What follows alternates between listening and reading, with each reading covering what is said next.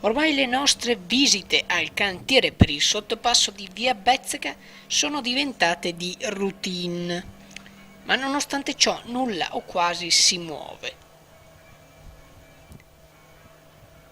I lavori continuano a rilento, con molta calma, e nel frattempo gli automobilisti continuano ad aspettare.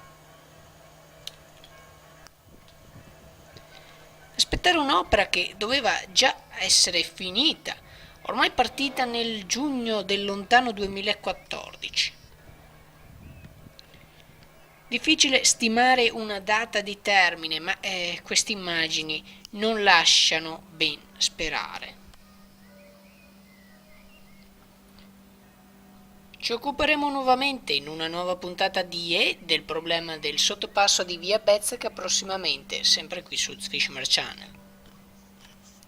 Fisherman Channel News, Padova.